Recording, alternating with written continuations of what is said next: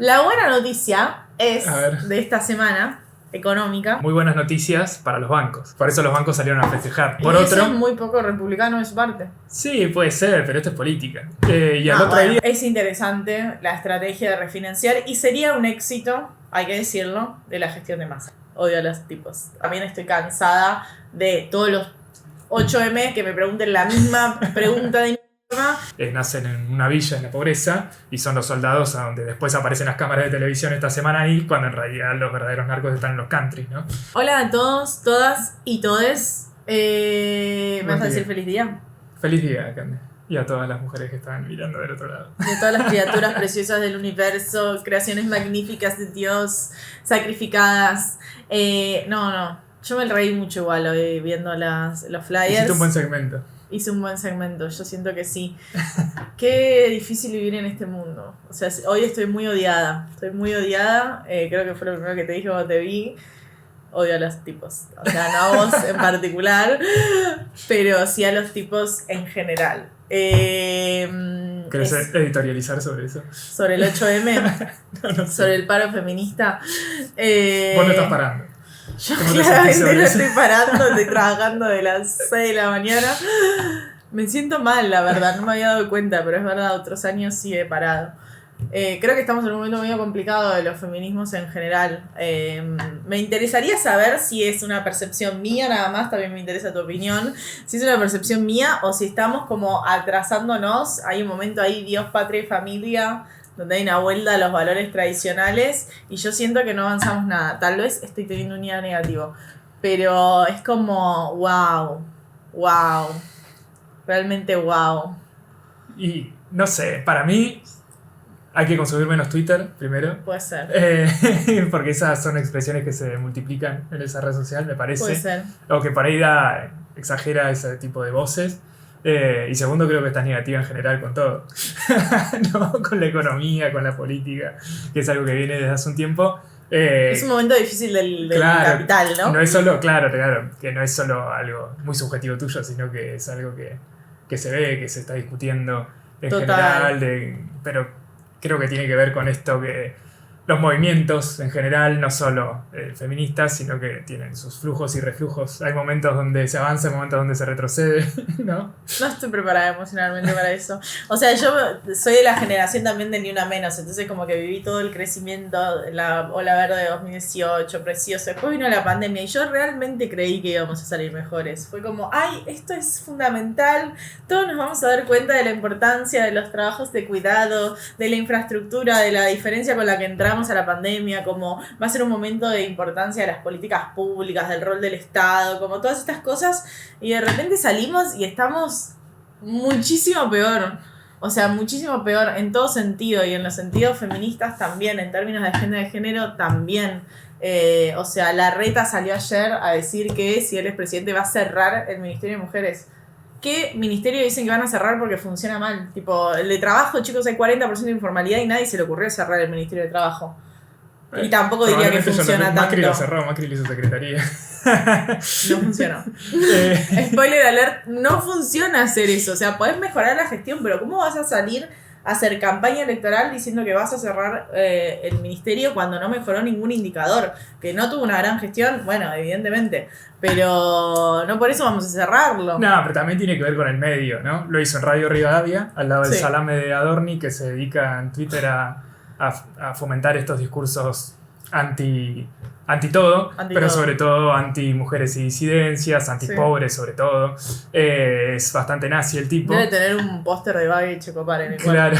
se hace la paja pensando en Babi. Y lo de Larreta creo que tiene que ver con eso, ¿no? Anda a saber qué piensa él, es muy difícil. No creo que piense Sí, Larreta mucho. que era como el progresista de Justo por el Cambio. Claro, porque, o sea, finalmente Larreta, sobre todo Larreta, seguía mediante encuestas, ¿no? Toda su política. Ah, vos decís que le salía en la encuesta que había que hablar mal del Ministerio de Mujeres. Habló mal del Ministerio de Mujeres en Radio Rivadavia al lado de Adorni, que sabía que le iba a tuitear. Y a Adorni lo siguen miles de pibitos que están en contra de las mujeres porque no pueden coger.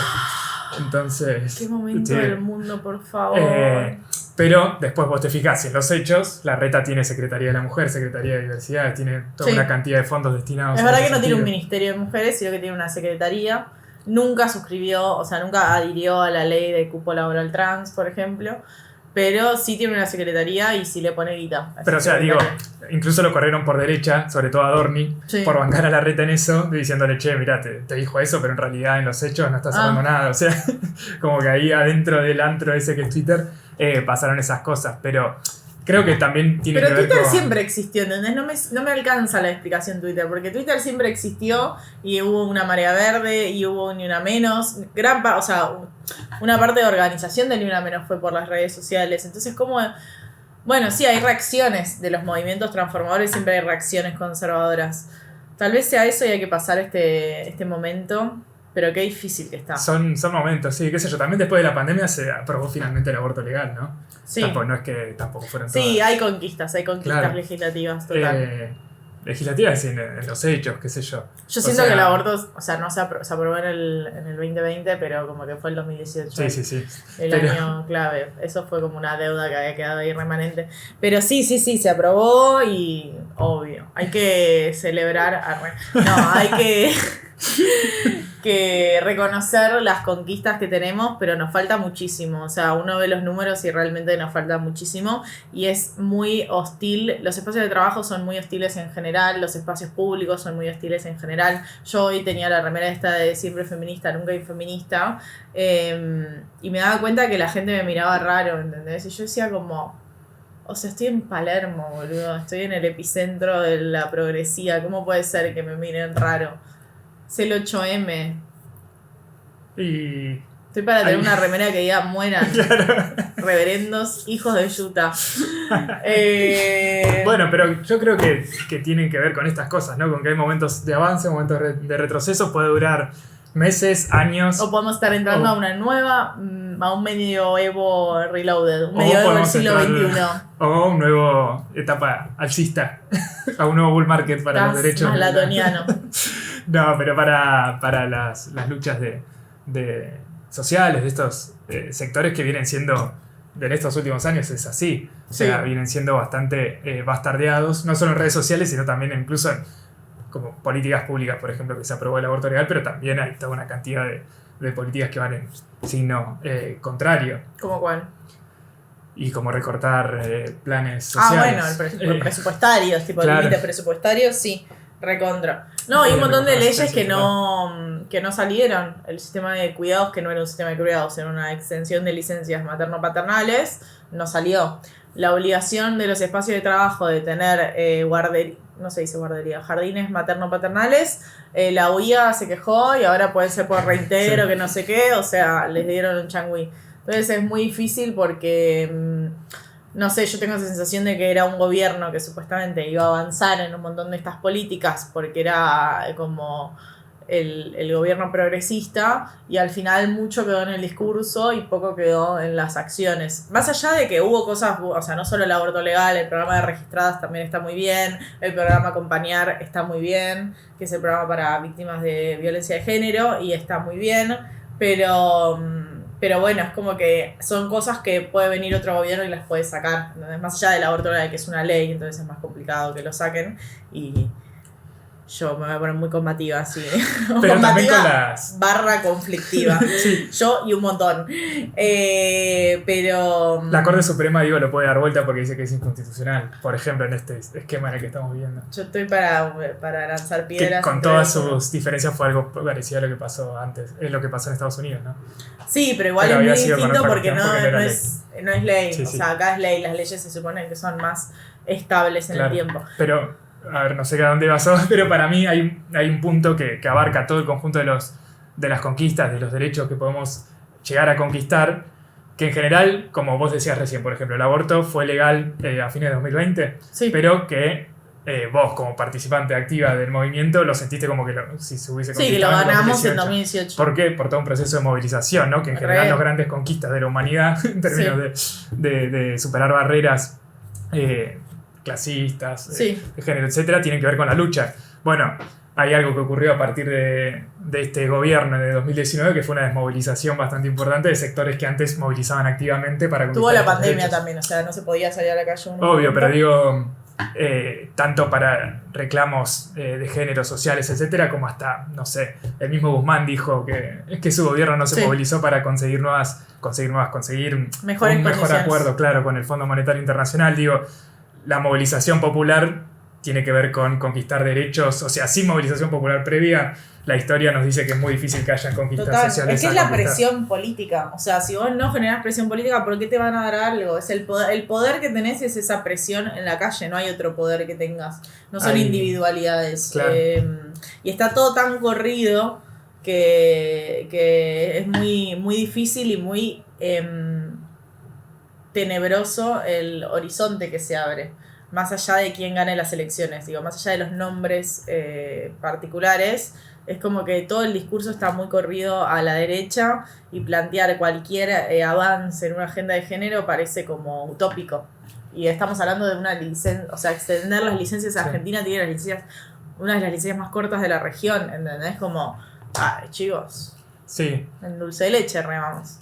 Sí, pero para mí creo que todo este conjunto de derechos que uno podría llegar a conquistar, o que incluso forman parte de las campañas electorales, de las promesas electorales, etcétera, tienen que ver un poco también con esta desmovilización. No digo que sea generalizada, sino que hubo siempre sectores de movimientos sociales, de género, políticos que nunca dejaron de movilizarse y que sobre la base que obvio, estamos un poco los movimientos más populares, sociales, piqueteros, cortaron una vez por semana todo el año pasado. Claro. ¿Y qué es lo que dicen los medios?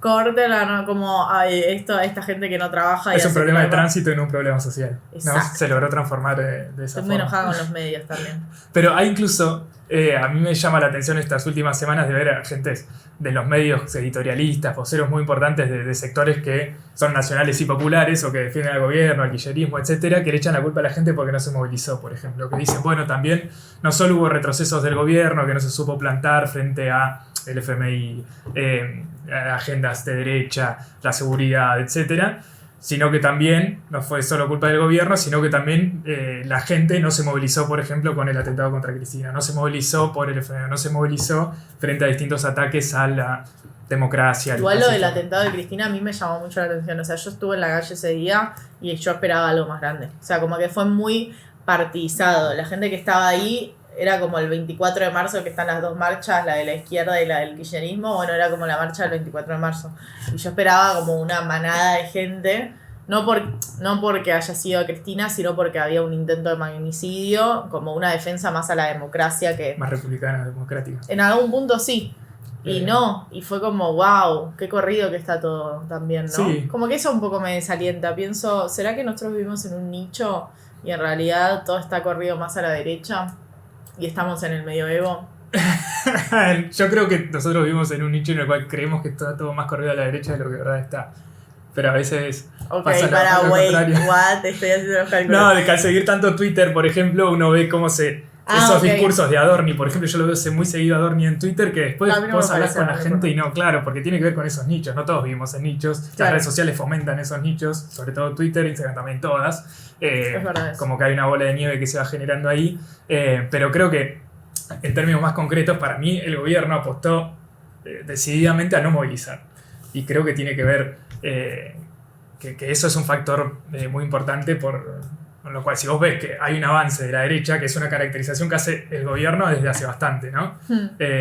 Ponle desde la salida de la pandemia o desde la pandemia cuando habían todos estos grupos antivacunas, ¿no? Sobre todo que venían antes con Trump, Bolsonaro, etcétera, como esa era la réplica en Argentina, a partir de ahí creció Milei, etcétera. Sí.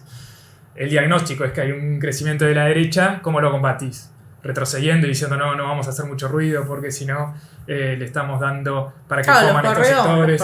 Claro, y se fue corriendo la agenda pública de la cual nosotros trabajamos, la agenda en redes sociales, y lo cual llevó incluso a esta desmovilización, ¿no? Consciente, digo, por parte incluso de dirigentes propios del espacio, de dirigentes que decían, bueno, no están dadas las correlaciones de fuerzas para ir por este derecho o para luchar por que Vicentín sea estatal. Ahora, la correlación de fuerzas fue un momento toda esa teoría, toda esa teoría fue hizo mella, ¿no? En los movimientos, no sé si en los movimientos, pero sí en la agenda pública. Claro, porque es verdad que después uno habla con la gente. No sé, pienso en el último encuentro, ponele, que fue en San Luis. Y vos hablabas con la gente de San Luis y estaban re contentos y te decían como qué lindo verlas, que estén luchando, como no sé. Y digo, hablando con kiosqueros, no es que estaba hablando de dentro del encuentro con otra mina que había ido igual que yo. Creo que a veces cuando uno sale, me sorprendió hoy lo de la remera, ponele, no sé si justo me crucé muchos libertarios. A veces uno sale defensivamente a la calle y piensa que todo el mundo le está mirando mal cuando... Sí, no te creas tan importante es un Claro. es No, una a mí me buena pasa frase. igual, Yo estaba de lano también. A mí me pasa que hay Capaz días estaba que... caminando con cara enojada Claro. y la gente tenía miedo. Oh, claro, justo hoy. Pero me interesa, por eso me interesa, ya que tenemos un espacio de YouTube y la gente que nos ve y que nos sigue, entiendo que por ahí compartimos nicho, me interesa sus perspectivas, o sea, como qué es lo que pasa cuando hablan en la cena familiar, ¿viste? Como en el encuentro del domingo. Es lo mismo que hace 7 años, yo estoy tratando de hacer esas reflexiones, como ¿se avanzaron en cosas o simplemente es como dar la discusión todo el tiempo? Porque por ahí yo también como... yo laburo en Ecofeminita y es como que laburamos todos estos temas todo el tiempo, capaz yo también estoy cansada de todos los 8M que me pregunten la misma pregunta de mierda, que me digan el impuesto rosado de la concha de la lora, y que no sé si puedo putear tanto en YouTube, Sí. pero y que me digan siempre la misma pregunta, y yo digo, chicos, googleen, o sea, no te pido tanto, googleá, hacemos un informe trimestral, o sea, está subido, ni siquiera ya, o sea, que nos cites me parece pedir tipo la utopía, porque nadie nos cita, pero por lo menos buscar el dato. O sea, hacé tu trabajo. No puede ser tan baja la vara en los medios de comunicación. Realmente es muy baja. Es muy baja. Es muy baja. O sea, si vos tenés problemas de autoestima, date una vuelta por los medios de comunicación. Y mandale mecha. Bueno, por eso estamos acá tratando de construir algo alternativo, ¿no? Lo estamos haciendo los dos solos sin nadie. Hashtag. Sin ningún medio que nos respalde. Si alguno nos quiere respaldar igual, por ahí podemos charlar, pero... pero creo que incluso, o sea, todo esto de la agenda, corrida hacia la derecha, etcétera, se termina, o creo que vamos a ir viendo cómo eso se repercute finalmente, como siempre, en un año electoral en las elecciones, ¿no? Pero salió una encuesta como algo más profundo, era como una investigación con focus group, etcétera, sobre el voto a Milei, ¿no? Que tiene que ver con esta caracterización de que la sociedad está girando a la derecha, ¿no? Que parte de lo que hablábamos recién de la salida de la pandemia y todos estos grupos, pero también de la elección del 2021, donde ganó Juntos por el Cambio y Milei quedó muy alto acá en Capital, que fue donde se presentó. Entonces, todo ese estudio hacía preguntas específicas a votantes de Milei, donde, por ejemplo, le preguntaban ¿qué opinás sobre el rol del Estado de la economía? ¿Tendría que haber más Estado o menos Estado? Lo mismo. Y los que votaban a Milei y decían que el Estado tenía que estar más presente en la economía era un 45%. Pero esa gente no escuchó a Milei. Bueno, pero hay mucha gente que vota a Milei porque Milei grita y dice que son todos lo mismo y que está harto de todo. Pero para vos me estás diciendo que casi la mitad de las personas que iban a votar a Milei querían más intervención del Estado. Claro, que el Estado tendría que estar más presente. Milei se muere, o sea, le agarra un caro cardíaco. Y bueno, pasa eso, por ejemplo, tiene que ver con esa representación, o lo que busca representar Milei, de estar enojado. Sí, y un voto bronca, como claro. más por la casta política, claro. Y el voto anticasta. Y de la situación de que no llego a fin de mes y veo cómo los tipos viajan en vuelos privados, tienen chofer. Eso también, ¿no sentís que la gente está como más cabreada? Tipo, yo ayer en el subte se putearon en un viaje de subte de 25 minutos. Todos tipos, obviamente. 3 pares de tipos. Pero puteándose, tipo, ¿qué me empujaron? Como viste cuando está todo que está muy caldeado el asunto. Y yo decía, es principio de mes, la gente ya como que estaba buscando los factores económicos. Y digo, la gente ya cobró. ¿Por qué están tan enojados? Hace mucho calor, eso también es cierto. Y capaz que hace calor y también cobró y vio lo que cobra y ya cobró y tuvo que pagar todo lo que tenía que pagar y se quedó en cero el 7 de marzo. Eso también es. Sueldo, si es que tiene recibo de sueldo. Eso también lo vivimos. Claro. Sí, es verdad. Pero creo que también tiene esa representativa de verlo al tipo putear y después, bueno, lo que dice por ahí es medio secundario, ¿no? O para él no lo entiende cómo habla, si también el tipo habla medio raro, qué sé yo. Sí, no da respuestas muy concretas, claro. Se pone a citar la austríaca. Claro. Que no, estoy segura. No, y las propuestas de seguridad, qué sé yo, el otro día vi un recorte con el pelado de América 24, que le costaba 1 minuto arrancar y cuando arrancaba decía los de azul son buenos y los que tienen la cara tapada son malos, como diciendo hay que establecer cosas básicas y bueno, trata de mandar un mensaje Milei decía básico, eso. claro, sí. No Como entiendo. que le armaron un speech de que tenía que decir de que como que en la sociedad estaba muy corrida a la izquierda, a lo contrario, de que estaba todo muy garantista, todo muy permisivo. Entonces el Estado tendía a apañar al chorro. Sí, la doctrina Chocobar. Claro, eso. Entonces decía, los de azul con gorritas son buenos, o sea, los policías son los buenos, hay que proteger a los policías y hay que meter en cana a los... Bueno, no con esto de Bukele, etcétera, creo que se está tratando de adaptar ese discurso acá. Lo de Bukele es fuertísimo. O sea, imágenes fuertísimas. También capaz muy Twitter, pero qué fuerte la gente celebra. O sea, parecía un campo de concentración. Y la gente celebrando. Y además diciendo hace 300 días que no hay crímenes. Fuente, el mismo Estado que hace eso. O sea, sos idiota. Encima de facho sos idiota. O sea, ¿le crees al gobierno que te va a decir que hace 300 días no hay...? Esos son muy efectivas. Los gráficos esos, como los gráficos que hace Infobae, que la fuente es Infobae, son espectaculares. Y de eso se viralizan por estas Adorn y todos esos lo viralizan. Y te tiran, no sé. Claro, pero a Venezuela no le crees un carajo. Pero ahora el chabón, que es un... O sea, tiene un campo de concentración de perejiles de ¿cómo se llama? Pandillas, que además está investigado porque parece que hubo todo un acuerdo anterior con las pandillas, que obviamente, ¿quiénes están? Los perejiles, chicos. O sea, es así. Bienvenidos a la realidad. Y además Bukele está rifando las reservas del Banco Central de... Por lo de Bitcoin. Claro, compra Bitcoin. Iba a decir algo muy estereotipado, así que no lo voy a decir de Bukele. Bueno, no sé. Que es un varón bajo, ¿viste? Tiene complejo de varón bajo. Perdón, está mal. No hay que criticar el cuerpo de las personas. Pero hay algo con los tipos, y yo hoy me permito agregar a todos los chabones, que hay un estereotipo de varón bajo que necesita como sobreproyectarse y Bukele entra perfecto, así. De una, en ese estereotipo. Pero bueno, ese discurso hace mella también en el propio gobierno, que se supone que es progresista. ¿No? Si damos toda la vuelta, hoy o ayer. Ayer Alberto Fernández anunció que iba a mandar al ejército le hizo caso a Pato Bullrich. A Rosario. Increíblemente claro, Rosario estaba viendo eso caso a Pato y ella Bullrich. lo está festejando. Qué fuerte eso. En lugar de que la amenaza de la derecha de cara a las elecciones era que la derecha quiere el ejército en las calles y retroceder en términos democráticos muchos años, lo termina dando el primer paso el gobierno del Frente de Todos, lo cual es bastante fuerte. No solo es fuerte, sino que hay una cuestión, va a sonar mal lo que voy a decir, ¿no? Pero más allá de las ideologías, va a empezar así el posmodernismo.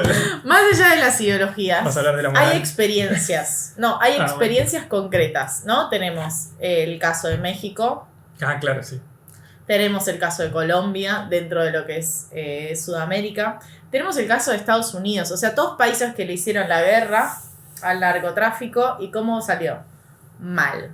O sea, cómo fue el resultado en Estados Unidos. Las cárceles están llenos de gente negra. ¿Por qué? Y bueno, porque son a quienes meten presos. O sea, está demostrado que si vos sos una persona blanca que te encuentran con drogas, probablemente no te metan preso.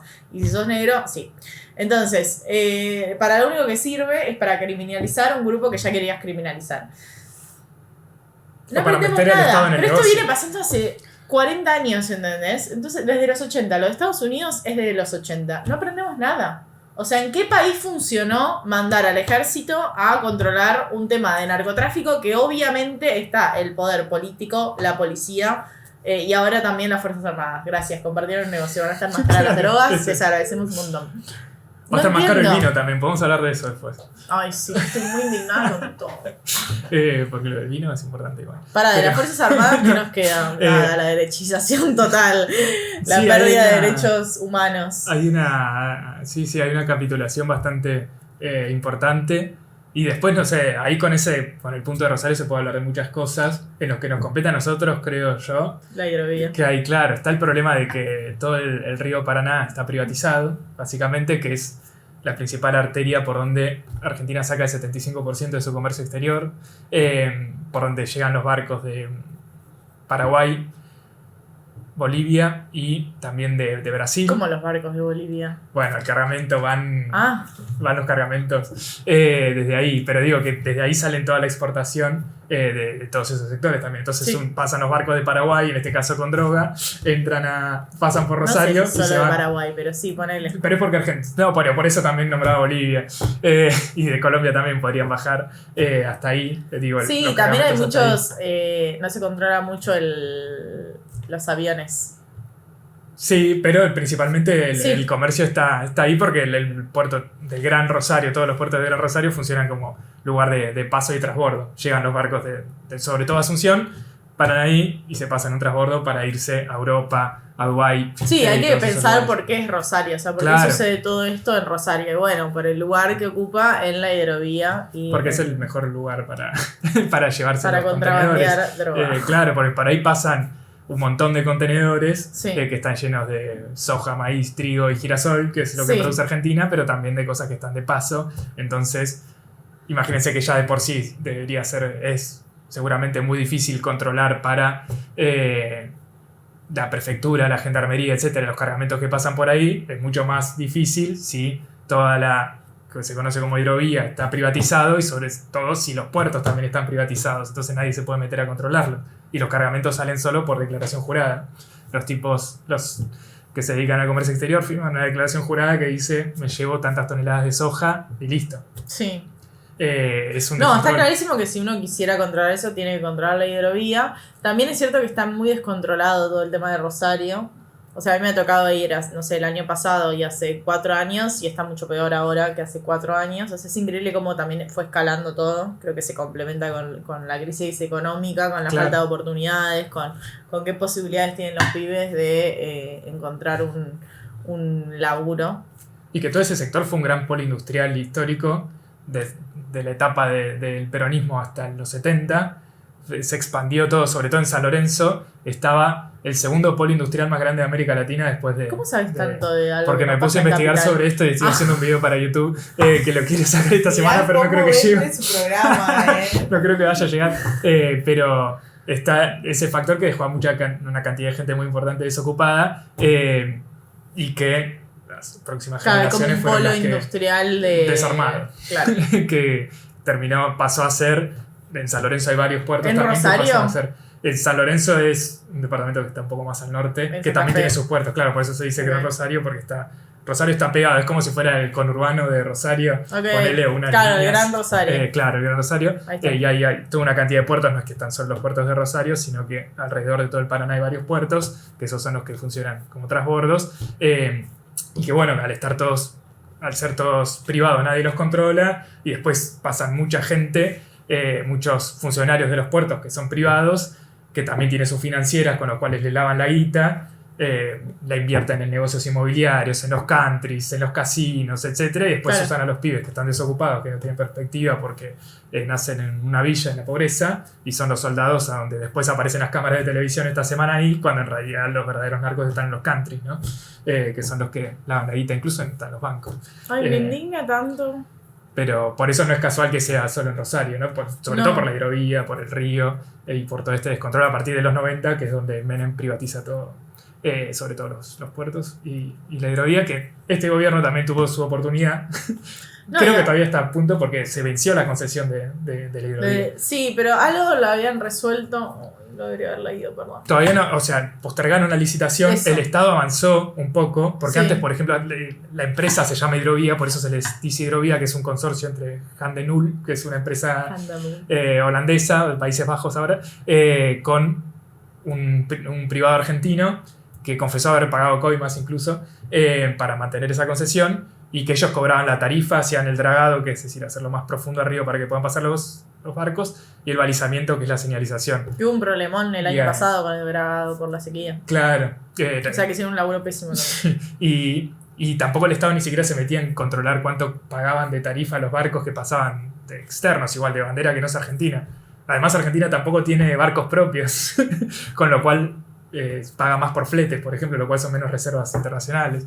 Hay un quilombo muy grande, pero el Estado lo que hizo a partir de que se venció la concesión fue meterse en la licitación y, por ejemplo, ahora forma parte del cobro del peaje por Bien. los barcos. es un pequeño avance, Bien. pero que hay toda una cantidad de cosas que están frenadas, que tienen que ver con esto, que es, por ejemplo, también no solo avanzar en una licitación, porque ahí entra en juego, al ser esta vía tan importante para el comercio exterior internacional, está metido Estados Unidos y China, que se están peleando para ver quién tiene la nueva concesión.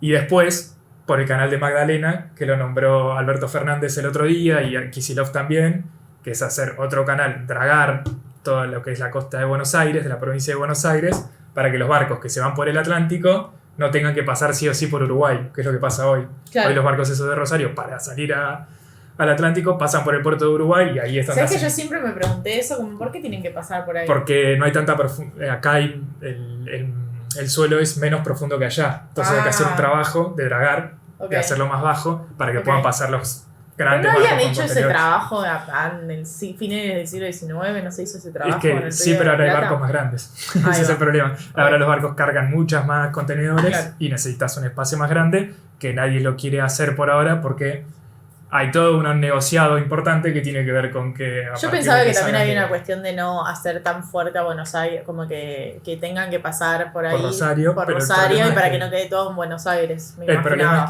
es que sí o sí tienen que pasar también por Uruguay, que es...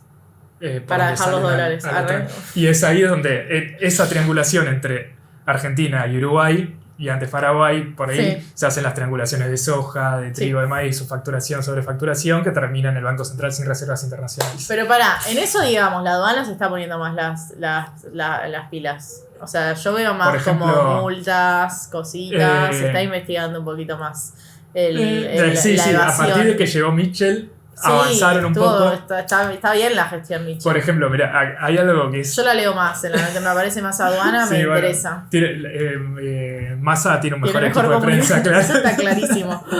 Pero, por ejemplo, ahí lo que tiene que ver con la aduana y prefectura, por ejemplo, desde el 2018, con fines de 2017-2018, se dejaron de hacer escáner de los contenedores para que salga más rápido el comercio internacional. Es decir, no se revisaba ni un solo contenedor, ni siquiera al azar como pasaba antes.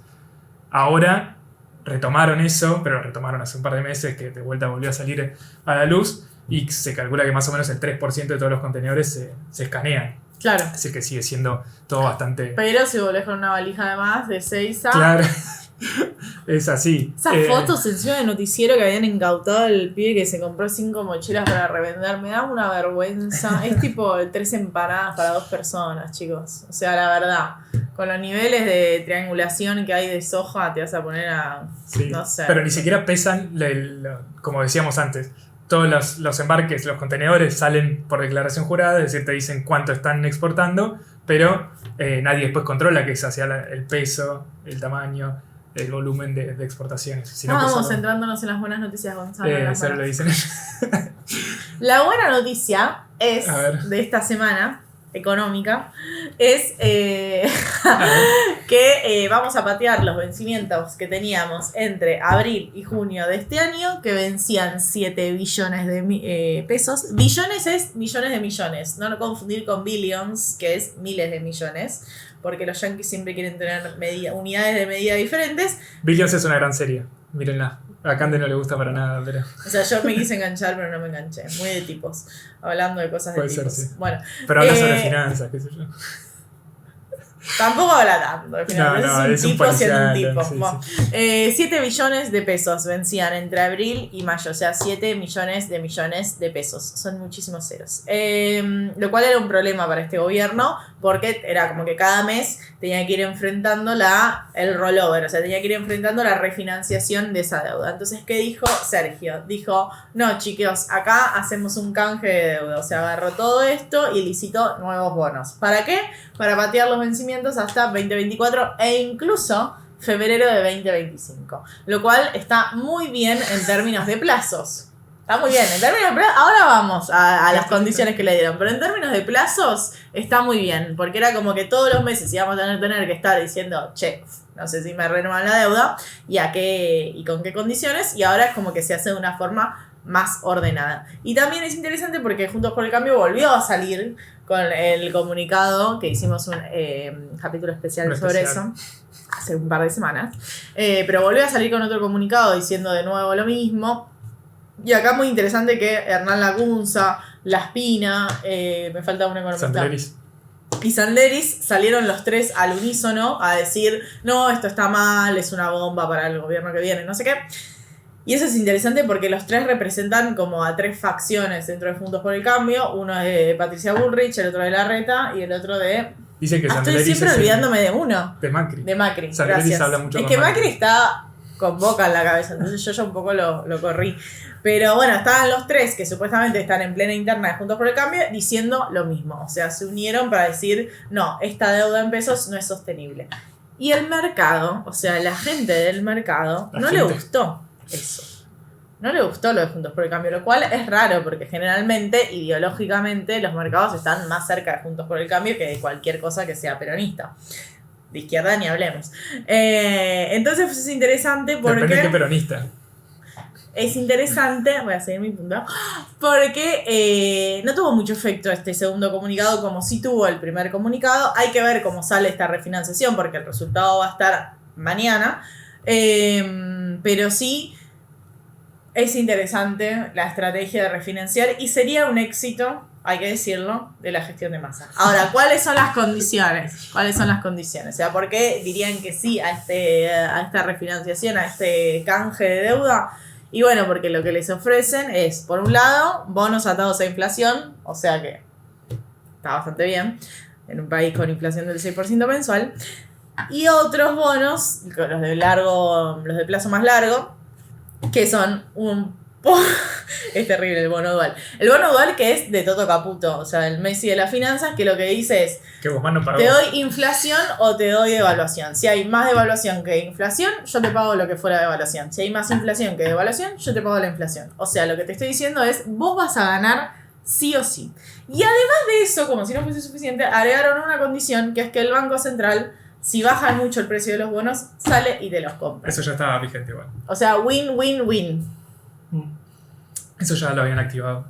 Ahora le modificaron algunas cosas de la letra chica. Claro, desde la corrida de julio del año pasado, eso ya estaba activado. Bueno, pero yo ya nadie dije lo había todo ejercido. lo bueno. Yo ya dije todo lo bueno y todo lo malo. Me parece Dijiste que fui muy toda la- objetiva con la información, Sí. muy objetiva. Claro, son muy buenas noticias para los bancos. Por eso los bancos salieron a festejar. ¿Qué hubiese pasado con un default de la deuda en pesos? A ver, contame para la ¿Un gente. default? Sí, imagínate que estábamos todos los meses ahí sufriendo porque los inversores no nos querían prestar plata. Sufriendo, no sé quién se ¿Qué habrá pasa enterado con de el esto. pueblo argentino cuando pasa eso? ¿A dónde van los pesos? Decile a la Al gente. dólar, claro. Contale a la gente dónde van Pero los pesos. no es mi responsabilidad que hayan tomado tanta deuda. Bueno, boludo, pero algo tenés que hacer con la deuda en pesos. No, claro, sí. Primero no haber tomado tanto. Ya la tomaste. Después, no sé, hay muchas cosas para Es decir sobre domingo, esto. ya te levantaste con resaca, no puede ser, es el tiempo atrás. Ya está, ya la tenés. Bueno, pero creo que si uno hace un canje, esta refinanciación de deuda, Sí. y el acreedor, que son los bancos, salen a festejar y a respaldarlo, es porque la medida favoreció a un sector en particular, que es el que está festejando, ¿no? En general, por ejemplo, Guzmán anuncia el canje... Guzmán no está más. No, pero eso es un ejemplo el más cercano que tenemos. Guzmán anuncia un canje de deuda con los fondos extranjeros en dólares, un canje de deuda en dólares en su momento, un acuerdo con BlackRock, etc. Y a los 2 meses estaba BlackRock emitiendo comunicados puteando al gobierno. ¿Por qué? Porque se supone que un canje está hecho para favorecer las cuentas del Estado y tratar de cagar al otro, porque si no... Eso es si una no, vos le negociación pagás. con los Claro. mercados, generalmente. Uno quiere cagar al otro. Claro, vos querés pagar menos deuda, por eso haces un canje, si no le pagarías los vencimientos en cash. Entonces, creo que si los bancos lo festejan, y creo que esto lo dijo hasta Lacunza, ¿no? Esto es interesante, que... ¿Estás de acuerdo con la en Cunza? ese punto sí, que los tipos... Matador. y bueno, es una confesión de parte, ¿no? Que, o sea, es raro ver a un gobierno peronista estar de acuerdo con los bancos y festejar la misma medida. Es bastante raro, es lo mismo que con el ejército antes, o sea... No es lo vienen haciendo mismo la renegociación de deuda en pesos que mandar el ejército a la calle, Gonzalo. No, digo en términos, Pongamos límites. en términos de banderas, en términos de política, de acá a futuro. Por ejemplo, los bancos de acá hasta las elecciones evidentemente van a ser un aliado del gobierno. Porque si no, hubiesen cerrado filas conjuntos por el cambio y decir, bueno, esta deuda es impagable, veamos cómo avanzamos después con un nuevo gobierno. Bueno, es que la postura de Juntos por el Cambio de hacer insostenible la deuda en pesos, que es algo que tiene una preexistencia, que es que la CUNSA fue el que reperfiló, o sea, que el defaulteó la deuda en pesos, es muy poco republicana de su parte. O sea, es muy poco... sí, de seguir las reglas de juego, o sea, de respetar el marco jurídico. Es raro realmente esa postura. Yo no sé quién los está asesorando o quién no los está asesorando, pero es raro. O sea, como que es obvio que a los empresarios, a la gente de mercados, no le va a gustar esa actitud de decir, no, mira, ¿viste esa deuda que vos le compraste al Estado? Me parece que no la vamos a poder pagar. Y no, obvio que no les va a gustar.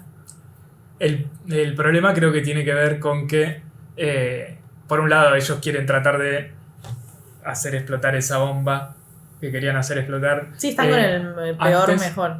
Claro, antes de las elecciones para mejorar las chances electorales de algún sector de Juntos por el Cambio, de Juntos por el Cambio en su conjunto, de la oposición, lo que sea. Y por otro... Eso es muy poco republicano de su parte. Sí, puede ser, pero esto es política. Y al otro día... Pero se supone que no sé, ¿el PRO qué es? ¿Partido Republicano? Sí, bueno, ¿Qué es el O? No, el PRO es propuesta republicana. No sé qué es la O, pero... Está bien, es propuesta republicana. Sí. Pensé que era partido republicano o no, propuesta no. republicana. Hay un partido republicano. Occidental. Pero... no, es propuesta republicana. Pero... Y también tiene que ver con el día después, que es que si, por ejemplo, ellos... Por ejemplo, no, es probable que lo hagan, van a asumir y van a hacer un salto del dólar. Ponele, Juntos por el Cambio. Claro, sí. El dólar sube 30, 40, 50% de un día para el otro. Hay una gran cantidad de esta deuda que va a ser refinanciada ahora que está atada al dólar link. Entonces esa deuda saltaría a pagar en pesos, sería mucho más alta. Los bonos duales igual, la que está atada al ser no. Igual hay una relación muy... También. Sí, y también hay una relación muy unida entre la devaluación y la inflación. O sea, ¿y por qué los bancos van a agarrar una canasta que tiene el 80% en ser sí. y no agarran el dual y no le piden dame dual sí o sí? Porque el ser va a más 4 o 5%. Sí. El dual va más 0. Entonces vos te aseguras que ganás la inflación más un 5% de acá a 2024 o 2025. Lo cual hay una visión de mercado que dicen el dólar, si vos te mirás el dólar desde la salida del cepo, desde fines de 2015-2016, el dólar se multiplicó por ¿cuánto?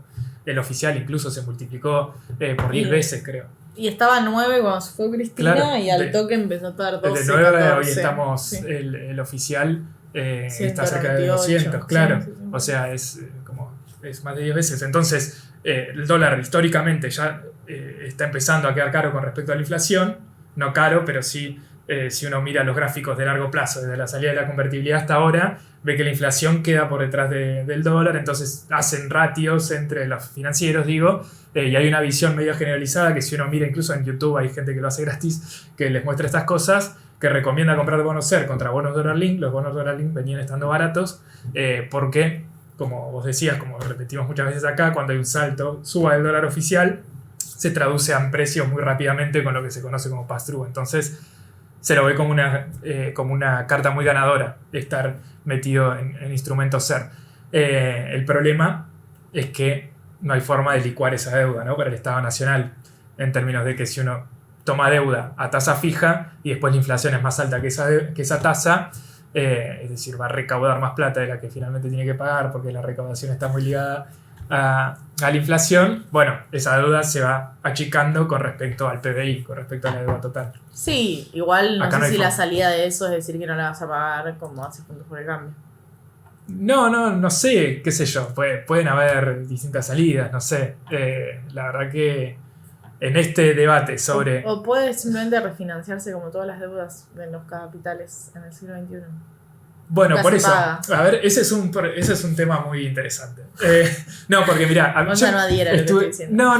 No, porque sí, esa tendría que ser la visión de Juntos por el Cambio, totalmente. Sí, es la visión más capitalista del siglo XXI. El problema es que ellos están condicionados porque no pagaron la deuda en 2019, que es lo que dijiste hace un rato. Sí. Entonces tienen ¿por qué no pagaron la deuda en 2019?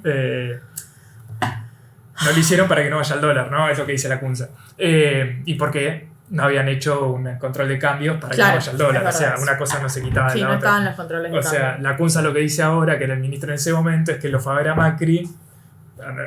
Algunos dicen que él fue con Agis, otros que no.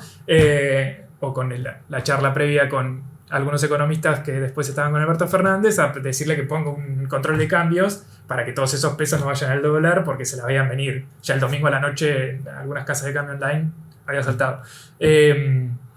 Macri no quiso por una bandera política, ¿no? Por decir nosotros no vamos a poner de vuelta el cepo. Claro, pero como para decir nosotros no vamos a hacer los que pongan de vuelta el cepo, que lo tuvo que poner igual después de octubre. O lo puso, pero hasta $10.000. No, puso hasta $10.000 y en octubre lo bajó a 200, que es el cupo que tenemos hoy en día. Claro, entonces como seguía liberalizado. Eso es tremendo igual, o sea que Macri, que fue tipo bandera de su gobierno, sacar el cepo, lo primero que hizo cuando asumió, lo haya tenido que volver a poner, es como una gran enseñanza de la economía argentina. Lo tuviste que poner vos. Sí. Estás en la de Álvarez Agis, de vuelta, de con esto no hay medidas. ¿Cómo de vuelta? No, porque lo nombré de vuelta. Con que no hay... en política económica no hay medidas ni de izquierda ni de derecha, sino que son... Hay una biblioteca de herramientas y uno puede usar las herramientas a piacere de la coyuntura. Ese discurso lo armó muy bien. No, bueno, pero hay una realidad que es que Argentina, seas el color que sea, necesita control de cambios. Y si no sabes qué te pasa esto y que te explota en la cara. Por eso también parece que hay un consenso, según lo que dicen los que hablan con esta gente, de que no se va a salir del cepo de un día para el otro, como pasó en 2015-2016. No, porque no está sino que se va a ir armando, se va a ir desarmando de a poco, sí. Y no va a salir un día para otro por esto que dice Cante. Pero en ese momento la CUNSA no pagó la deuda para que no vaya al dólar porque no quisieron poner controles de cambio, ¿no? Entonces es como que ese es el trasfondo, sí, de por qué hay tanto ruido alrededor del problema de financiamiento del Estado. Pero entonces creo que eso hace de que todo el discurso de la oposición, de toda la oposición, de Juntos por el Cambio, pero de los libertarios y incluso de toda la opinión pública que dice en Argentina hay un problema de déficit fiscal, ¿no? O sea, estamos hablando del endeudamiento, que es lo que ellos dicen. El problema no es del endeudamiento, el problema es que Argentina o este gobierno gasta más de lo que recauda indefinidamente y lo va a seguir haciendo porque ahora arreglaron con los bancos para poder seguir teniendo déficit. Total, los bancos le van a seguir prestando.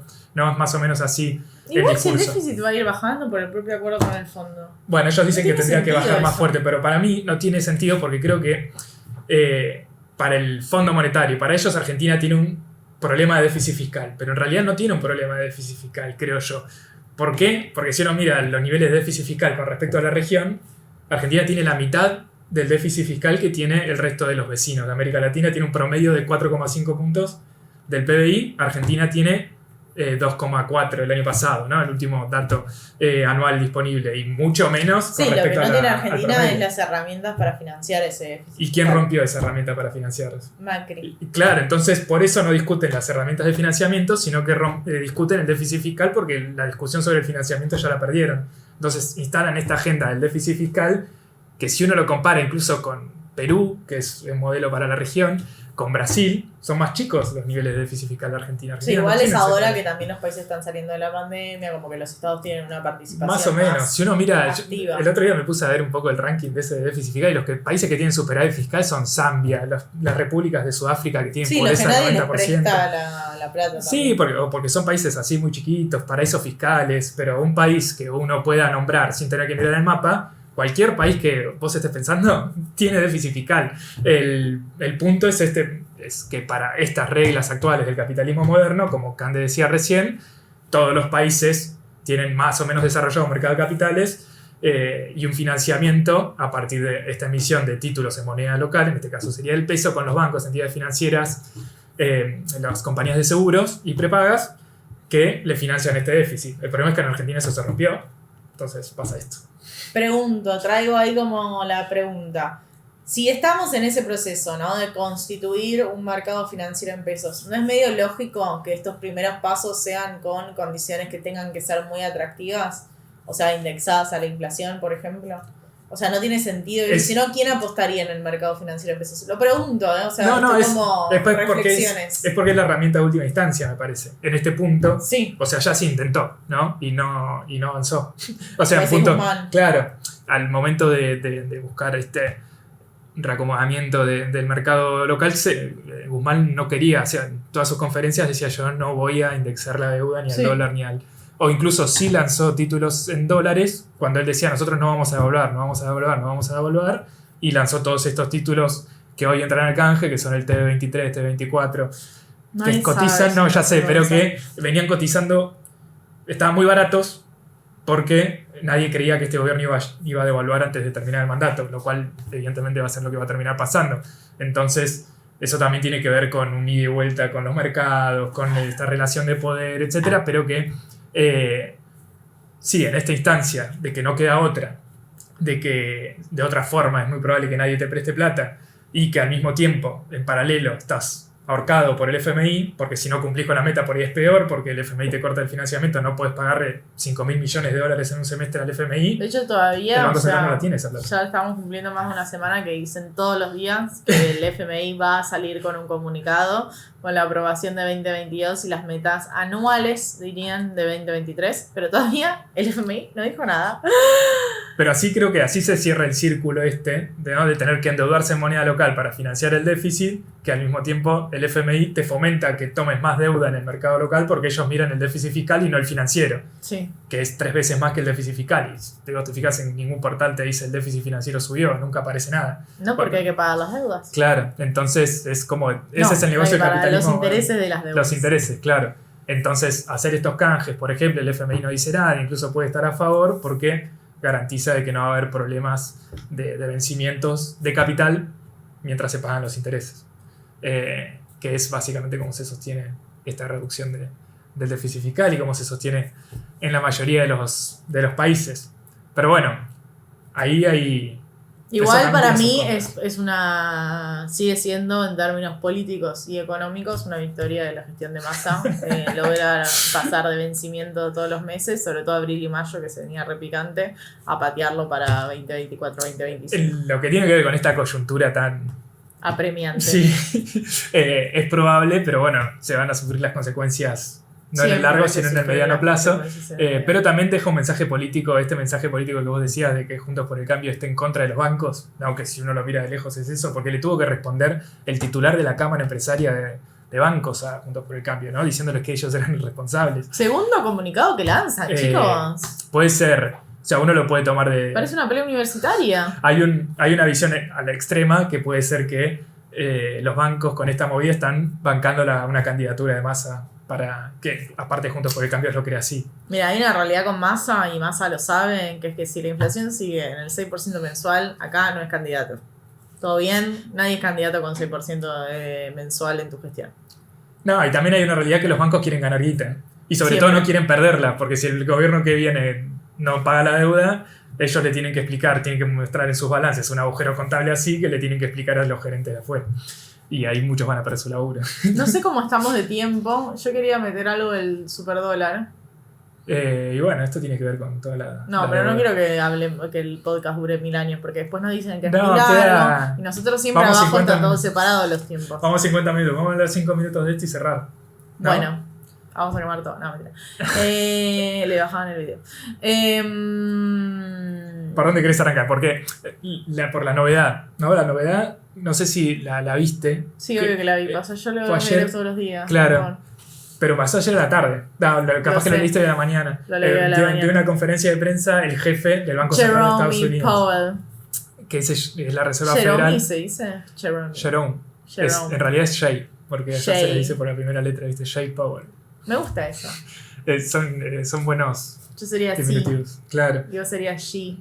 Así queda canchero. Él es Jay Powell, es el She chair, finless. es el presidente de la Reserva Federal, que es el Banco Central. Y como en Estados Unidos la inflación bajó, pero no termina de bajar, ellos tienen un objetivo de 2% anual y está alrededor del 4%, un poco más. Y en los últimos meses... Igual bajó porque el año pasado que había llegado como al 8. Al 6 y algo, capaz, sí, 7. Capaz que sí, en el peor momento sí, ahora no me acuerdo. Pero había bajado bastante el año pasado, pero ahora en el verano se estancó ahí y hay algunos que sube 0,1, hay momentos que baja. Entonces, ¿qué hizo Powell ayer? En una conferencia con el Senado, que va ahí a rendir cuentas, dijo que... Powell, que es el presidente, el director Sí, de la Reserva Federal. Que es su banco ¿Director central. o presidente? Le dicen chairman. Chairman Pero sí, es el de presidente. la Reserva Federal, Banco Central de Estados Unidos, Sí. vamos a decirle, no es exactamente eso, pero no No, importa. además es privado. Como. Pero bueno, Porque todo en Estados Unidos es raro. entonces ellos... Reptilianos. Él lo que dijo fue que por ahí la suba de tasas de interés iba a llegar a un nivel último, es decir, que la tasa de interés iba a seguir subiendo a un nivel más alto del que ellos prevían antes. Se cuidan mucho de las palabras que usan, pero básicamente es que la tasa de interés va a subir más de lo que esperaba el mercado. Entonces ayer cayeron los bonos de Argentina, cayeron los bonos de todo el mundo, cayeron las acciones de todo el mundo, lo cual repercute en Argentina y todos los países endeudados en general y con el FMI también. Un pequeño disclaimer, si a vos te dicen que si el anuncio es que van a subir más la tasa de interés a veces se piensa como el precio del dinero. Entonces, si van a aumentar el precio del dólar, es un dólar más fuerte. Si el dólar se hace más fuerte, el resto de las monedas se hacen más débiles en términos relativos. Lo cual, que el dólar se haga más fuerte es un problema para todos los mercados emergentes, o sea, para todos los países que se referencian en el dólar, básicamente, y es muy complejo. También para la Argentina, obviamente, por el nivel de que tiene de endeudamiento en pesos, pero también para la región que está endeudada por los créditos que tuvieron que tomar durante la pandemia. O sea que es un momento del capitalismo, de esto que decíamos, de los países sobreendeudados, donde se empiezan a entrar en tensión, por un lado, la política de Estados Unidos y cómo esa política interna de Estados Unidos de cómo quiere manejar la inflación, con medidas bastante ortodoxas, súper ortodoxas, o sea, decir, bueno, ¿qué hago? Subo la tasa de interés para que se frene la economía, haya más desempleo y frenen los precios, o sea, la forma de bajar la inflación es con recesión, y esa política interna de Estados Unidos termina golpeando a todos los países por la restricción o porque los capitales terminan volviendo a Estados Unidos y eso repercute al resto. Esto en un contexto de la guerra de Ucrania y Rusia y con una subida de la tensión entre Estados Unidos y China. Entonces también hay un juego ahí de Estados Unidos donde tampoco se puede hacer el bad boy porque, amigo, la región, nosotros Latinoamérica estamos mirando a China con unos amores, con unos ojitos de corazón. Pasa que ellos separan separan muy fuerte, en general la economía ortodoxa moderna separa muy fuerte la economía, la política monetaria de la fiscal, ¿no? Que siempre se separó, pero ahora es como que está marcadísimo porque separaron a los actores, ¿no? Es como que el ministro de Economía o la secretaria del Tesoro de Estados Unidos toma decisiones fiscales, es decir, subir impuestos, recaudación, etcétera. Y este tipo, el jefe del Banco Central, toma las medidas monetarias, que básicamente subir o bajar la tasa de interés o meter más plata en la economía o sacarla. En paralelo a estas medidas, y que tiene que ver con China, etc., del Banco Central saca una ley Biden que manda al Congreso y se aprueba, se llama la IRA, que es la Inflation Reduction Act, que es una ley para bajar la inflación. En realidad es una ley de proteccionismo tremenda para Estados Unidos que busca sacar de la cancha a China en microchips, tecnología, etcétera, que busca traer no solo capitales a través del dólar, que es lo que está haciendo Powell, sino también llevando fábricas, por ejemplo, todo esto que se conoce como el reshoring, que se está discutiendo mucho en relocalización productiva. Que salgan las fábricas de China y toda esa zona más oriental y que pasen a estar en Estados Unidos o en México o en nosotros incluso. Hay toda una cantidad de economistas acá que están pensando cómo hacer esto. Sí, cómo hacer más atractivo de la mano de obra tan barata que tenemos. Claro, pero digo que sobre la base también de esta discusión sobre la inflación hay un juego geopolítico tremendo y que también tiene que ver con las políticas. Por ejemplo, Juntos por el Cambio dice que hay que incorporarse al mundo, liberalizando el comercio argentino, cuando todo el mundo está haciendo lo contrario. Todo el mundo. Están cerrando las cadenas de producción para tratar de acercarlas entre ellos. Lo que dicen es como que la globalización se extendió tanto que toda esa deslocalización productiva, que además hay críticas válidas en el sentido de todo el desempleo que generó en Estados Unidos, en lo que se conoce sobre todo con toda la gente que votó a Trump, ¿no? Que era gente que antes eran trabajadores. White collar, o blue collar, siempre me confundo. Le dicen white trash igual, pero no importa. Blue collar porque estaban con esas trajecitos, sí, ¿viste? Y que laburaron en fábricas que se fueron. Sí, que es los Simpsons, o sea, la familia de un suburbio que labura en una cosa de ahí y es un trabajador clase media, el sueño americano en plan. Todo eso se pierde porque era muy caro el trabajador estadounidense, era mucho más barato pagarle a un trabajador asiático.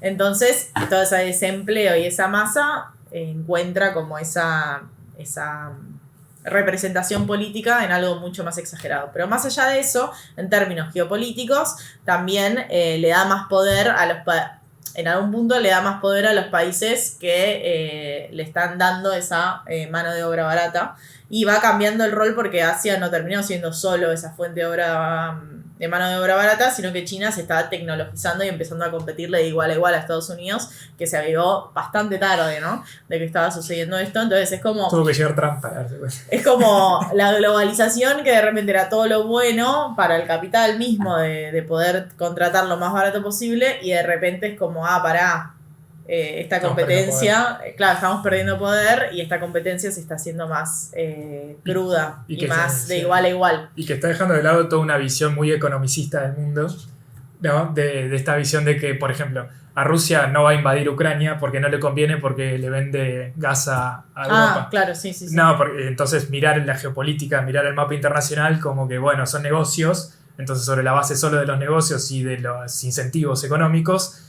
eso determina todo lo que pueda pasar entre las potencias. Bueno, la guerra en Ucrania creo que marca una antes y un después. Había gente que creía que iba a durar 2 semanas. Claro, y que por qué Rusia se tenía que volver a insertar en esa venta de gas. Sí, con un rol muy protagónico de Occidente también, sin tener en cuenta las posibles alianzas en Oriente. Sí. Pero bueno, ¿ves? Empezamos el capítulo muy abajo, y a mí esas, o sea, que haya tantos movimientos en el mundo me parece que es interesante, porque bueno... En Francia hay un quilombo tremendo. Es tremendo lo que está pasando en el mundo. O sea, acá las Fuerzas Armadas en Rosario, pero en el mundo, chicos, hay una compulsividad popular muy interesante. Muy interesante. Sí. Pero no terminamos de cerrar y tratamos de cerrar con esto, con lo de la tasa de interés, como nos pega a nosotros, porque nos fuimos a lo fiscal, que es que sube el riesgo país, que es lo que está pasando últimamente. En 2045. Los bonos de Argentina hacen lo mismo que los bonos del resto del mundo, sube la tasa de interés, caen los bonos, eso es una identidad de siempre, y nosotros tenemos el problema de que también estamos endeudados con el FMI, y la tasa de interés que cobra el FMI está atada a la tasa de interés internacional, que es un promedio que toman ellos entre la tasa de interés de Estados Unidos, de Europa, de Japón, de Suiza y algunos que no importan mucho, como Canadá. Digo, porque es un promedio ponderado, ¿no? Porque como países no importan. Entonces, cada suba, imagínate qué dirían ellos de nosotros, ¿no? Entonces, claro, entonces la tasa de interés que nosotros pagamos es esa tasa de interés variable, porque varía según cómo suben la tasa el resto de los países. La Unión Europea también lo está subiendo, todos lo están subiendo, entonces eso hace que paguemos más interés al FMI, además de la tasa fija que se paga todos los países del FMI, además de los sobrecargos, porque Macri nos endeudó por 17 veces más de lo que estaba permitido, entonces eso hace que paguemos sobretasas. Hoy Argentina paga el 6,5% de tasa de interés al FMI, lo cual es bastante alto y que va a seguir subiendo, porque las tasas de interés están subiendo y Powell ya dijo que van a seguir subiendo. Y esto es muy importante en el contexto geopolítico, no es que nos pusimos a flashear. ¿Por qué? Porque el FMI, que es principalmente controlado por Estados Unidos, porque Keynes perdió la batalla de lo que iba a ser verdaderamente el Fondo Monetario Internacional. No me quiero ¿Leíste la nota esa? ¿Qué nota? Yo leí una nota hace poco que lo rescataba, no me acuerdo en dónde ni no, yo leía Keynes sobre el Fondo Monetario Internacional. No me acuerdo si en el cohete. Que no ganó él, que representaba a Gran Bretaña, sino que ganó el Yankee, por eso es tan verga el FMI. Que traía ese debate a hoy. Es que iba a haber una moneda internacional, boludo. Era una buena idea, realmente era un sistema financiero globalizado, pensado para no salir para que no vuelva a haber una guerra mundial, o sea... ¿Y quién ganó? Estados Unidos y el dólar, malditos. O sea, en ese momento ya nació mal parido. Después fue cambiando igual el FMI también. Sí. No importa, el punto es que no es que estamos derrapando. ¿Por qué? Porque nosotros tenemos este acuerdo y todo es renegociable, sobre todo en finanzas. Entonces, para mí también este contexto más convulsionado hace que sea más factible y más posible pensar en una renegociación, ya sea con el Fondo Monetario o con los países que son parte del Fondo Monetario. Pero hay un momento donde, si uno ve los 80, por ejemplo, que es la crisis de deuda en los países de América del Sur por la política de Estados Unidos de priorizar su política interna en vez de su rol internacional, bueno, son momentos de ventanas de oportunidad para discutir esas cosas, y eso es interesante porque tenemos que discutir esas cosas, porque no podemos hacernos cargo de esa deuda porque es muy cara. Y hay otros países que lo están haciendo, ¿no? Obvio, está todo el mundo, o sea, se empieza a discutir la deuda a nivel internacional, entonces Argentina tiene que poder aliarse ahí con otros países para hacer eso. Y que hasta el propio FMI saca papers diciendo que la deuda para los países emergentes es un pie en la cabeza, como les dicen, no me acuerdo bien cómo es la expresión, pero es como que no se pueden levantar porque están muy endeudados en dólares o en otra divisa y que con esta suba de la tasa de interés hay mucho riesgo de crisis de deuda. Y Sobre eso todo en es estos países. peligroso para el régimen de Occidente. Entonces, chicos, pónganse en las pilas. Son momentos para negociar y nosotros estamos mandando las Fuerzas Armadas a Rosario. Hay que focalizar, hay que focalizar. Y bueno, están negociando con los bancos, le dieron todo lo que querían. Deudas en dólares estoy hablando. Bueno, espero que Ya se está, haya entendido nos algo. entendimos. No. Bueno, perdón. Chao.